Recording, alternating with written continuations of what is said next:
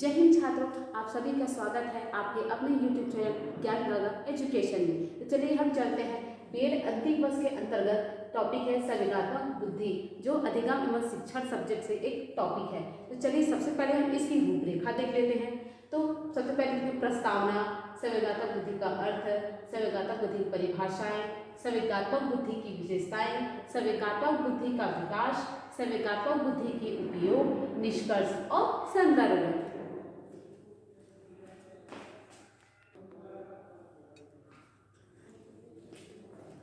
चलिए हम देखते हैं अब संवेगात्मक बुद्धि की प्रस्तावना। संवेगात्मक बुद्धि अर्थात इमोशनल इंटेलिजेंस संवेगात्मक बुद्धि के अंतर्गत आता है कि बुद्धि के द्वारा अपने संवेग पर नियंत्रण करना ही संवेगात्मक बुद्धि कहलाता है। कहते हैं अगर एक संसार की कल्पना कीजिए जिसमें क्या होता है, भावनाओं की कमी हो, तो उससे क्या होगा, व्यक्ति को मतलब ही नहीं रह जाएगा। तो इस संसार में क्या है कि एक दूसरे की भावनाओं को समझना उतना ही जरूरी है जितना स्वयं की भावनाओं को समझना। तो क्या है, संवेगात्मक बुद्धि में द्वारा क्या है, अपने बुद्धि के द्वारा दूसरे को भावनाओं को समझना तथा उसकी जो परेशानियां हैं उसे पूरी तरह से उसका अच्छे से प्रबंध करना ताकि उसकी जो कठिनाइयां हैं वह दूर हो, यही हमारी भावनात्मक समझ कहलाती है। अब चलिए हम देखते हैं संवेगात्मक बुद्धि का अर्थ। संवेगात्मक बुद्धि को अंग्रेजी में इमोशनल इंटेलिजेंस कहते हैं। इसका कहने का मतलब ये है कि बुद्धि के द्वारा अपनी इमोशन जो हमारी जो भावनाएं होती है उसका समझना ही संवेगात्मक बुद्धि कहलाती है। इसके अंदर क्या है कि हम दूसरों की भावनाओं को समझे तथा अपनी भावनाओं के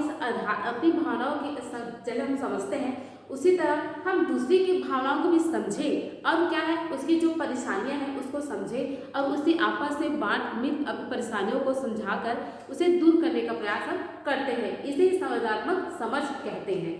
अब हम देखते हैं संवेगात्मक बुद्धि की परिभाषाएं।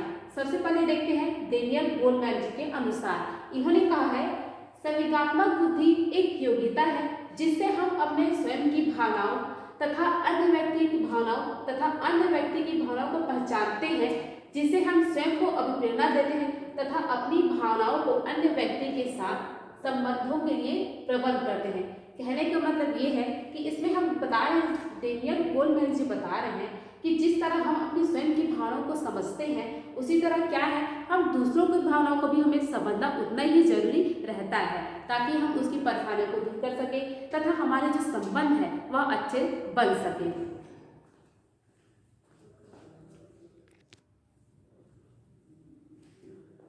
अब हम देखते हैं दूसरी परिभाषा जो है सालोगी तथा मायर्स जी के अनुसार।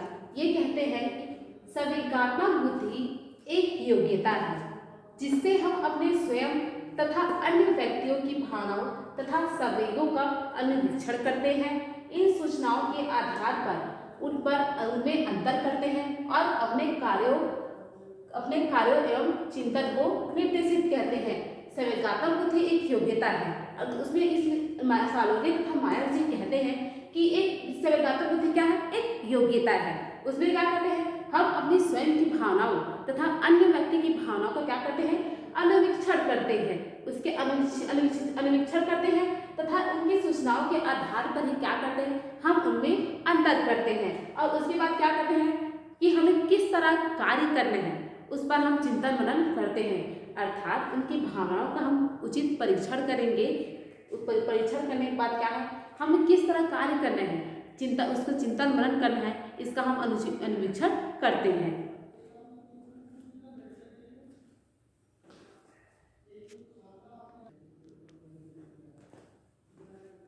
तो चलिए अब हम देखते हैं संवेगात्मक बुद्धि की विशेषताएं कि जो संवेगात्मक बुद्धि है उसकी क्या क्या विशेषताएं हैं। तो सबसे पहले देखते हैं हम संवेगात्मक बुद्धि का संबंध व्यक्ति की चतुराई से है।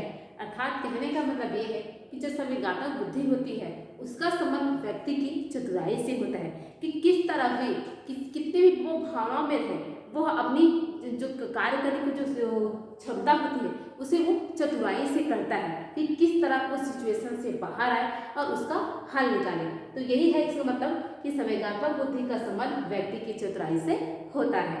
अब हम इस दूसरी विशेषता देखते हैं, इसका संबंध अपनी स्वयं की भावनाओं को समझने से होता है। कहने का मतलब ये है कि ये जो संवेदनात्मक बुद्धि होती है, इसमें क्या होता है, व्यक्ति को स्वयं की भावनाओं को समझना इसमें अत्यंत आवश्यक होता है। तो यही इसका विशेषता है कि इसका संबंध स्वयं की भावनाओं को समझने से होता है। अब हम देखते हैं तीसरा, इसमें भावनाओं और संवेगों का महत्व होता है। सही बात है, जो संवेगात्मक बुद्धि होती है उसमें भावनाओं और संवेगों का अत्यधिक महत्व होता है। हमारे जीवन में भी देखा जाता है कि हमारी जो परिवार जो होती है वो बिना भावनाओं के वो नहीं होती है। कहने का मतलब ये है कि भावनाओं और संवेगों के बिना एक व्यक्ति का जीवन नहीं चल सकता है। जैसे किसी भी प्रकार का व्यक्ति को दुख होता है तो जाहिर तौर पर उसकी जो भावनाएं हैं वो बाहर आती हैं। तो हमारे जीवन में क्या है, भावनाओं और संवेगों का महत्व भी होता है और एक व्यक्ति का चतुराई पर डिपेंड करता है कि वह उस सिचुएशन से किस तरह बाहर आता है। अब हम देखते हैं चौथा, इसका संबंध भावी करियर की सफलता एवं संपन्नता से होता है।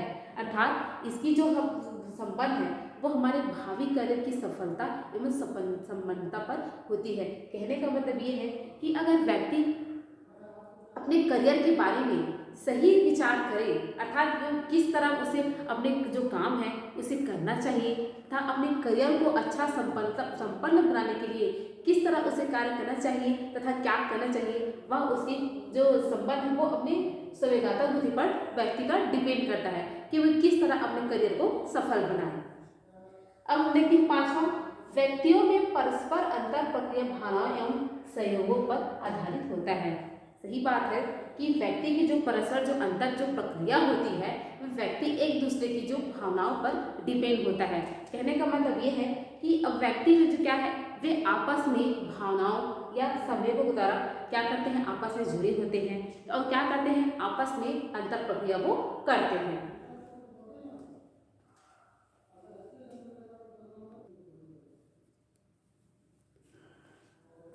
अब हम देखते हैं संवेगात्मक बुद्धि का विकास। डेनियल गोल्डमैन ने सर्वप्रथम पुस्तक सन 1995 में संवेगात्मक बुद्धि पर सबसे पहले बुक प्रकाशित किया था, सन 1995 में। तभी से ये जो प्रकरण है संवेगात्मक बुद्धि वह काफी अधिक चर्चित रहा, जिसके आधार पर इस पर वैज्ञानिकों ने बहुत अधिक शोध कार्य किया तथा उसके अंतर्गत एक बिजनेस पत्रिका है हार्वर्ड बिजनेस रिव्यू। इस जो पत्रिका ने क्या किया, लगातार 2 वर्षों तक इस प्रकरण पर समीक्षा का प्रकाशन किया।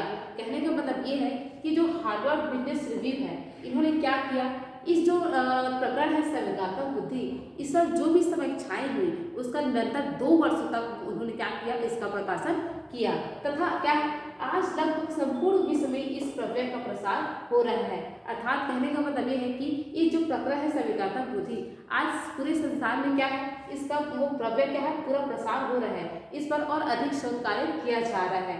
इस प्रकरण का संबंध मनोवैज्ञानिक से है, संवेगात्मक बुद्धि अधिक महत्वपूर्ण है। कहने का मतलब ये है कि ये जो प्रकरण है इसका संबंध मनोवैज्ञानिक से है। मनोवैज्ञानिक मतलब मन के विज्ञान से संबंधित है और संवेगात्मक बुद्धि बहुत ही अधिक महत्वपूर्ण है। इस पर निरंतर शोध कार्य किया जा रहा है और क्या कहते हैं कि अभी तक इसका कोई भी निष्कर्ष नहीं निकला है, एग्जैक्टली नहीं बता सकते कि संवेगात्मक बुद्धि को हम किस तरह डिफाइन करें। और हम देखते हैं कि जो संवेगात्मक बुद्धि है इसके आधार पर जो क्या है व्यक्ति की जो भावी करियर होती है वो डिपेंड करता है कि वो किस तरह चतुराई से अपनी भावनाओं को समझता है और क्या करता है, वह अपनी करियर को किस तरह ऊंचे लेवल पर ले जा सकता है, वह उसकी संवेगात्मक बुद्धि पर डिपेंड करता है।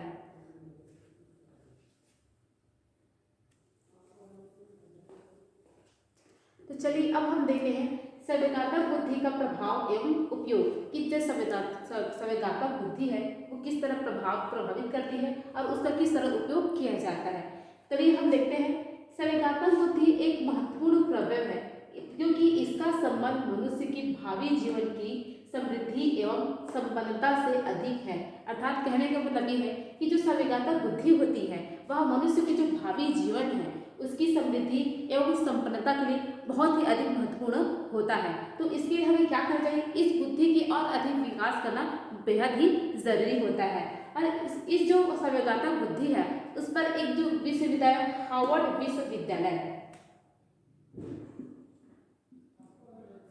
विश्वविद्यालय इन्होंने शोध कार्य किया संवेदनात्मक बुद्धि पर। तो उन्होंने पाया कि जो प्रवेश परीक्षाएं के प्राप्तांकों को जो सामान्य बुद्धि लब्धि की भावी करियर की सफलता से कोई संबंध नहीं है। अर्थात ये जो हार्वर्ड विश्वविद्यालय है इन्होंने शोध कार्य किया कि जो संवेदनात्मक बुद्धि है वे जब बालक विद्यालय में प्रवेश करने के लिए परीक्षाएं देते हैं उसकी जो प्राप्तांक है इससे उसकी बुद्धि लब्धि से कोई संबंध नहीं है। क्योंकि जब उच्च संवेदनात्मक बुद्धि का भावी करियर से सार्थक संबंध पाया गया है। जो संवेदनात्मक बुद्धि होती है उसे क्या है, भावी करियर के से सार्थक संबंध पाया गया है।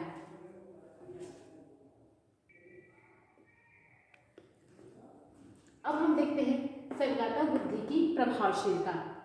पहला है सॉफ्टवेयर विकसित करने वाले जिनकी संवेदनात्मक बुद्धि उच्च है उनमें सॉफ्टवेयर विकसित करने की अन्य से 3 गुनी क्षमता अधिक पाई गई है।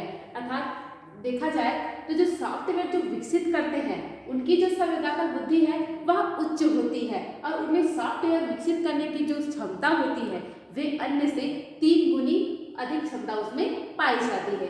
अब हम दूसरा देखते हैं प्रचारक जिनमें उच्च संवेदनात्मक बुद्धि है वह दुगनी धनराशि का अर्जन अन्य की तुलना में अधिक करते हैं।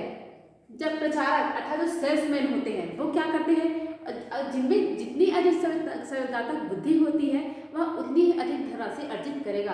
अर्थात वह जो भी सामान में बेचेगा वह अपनी बुद्धि चतुराई से संवेदनात्मक बुद्धि का उपयोग करते हुए चतुराई से वह अपने सामान है उसका अधिक प्रचार प्रसार करेगा और वह अन्य से दुगनी धनराशि वह अर्जन कर सकेगा। अर्थात कहने का मतलब ये है कि जिसमें जितनी अधिक संवेदनात्मक बुद्धि की जो है और वह किस तरह उस बुद्धि का वह उपयोग करना आता है वह उतने ही वह धन अब वह क्या करेगा, अर्जित करेगा।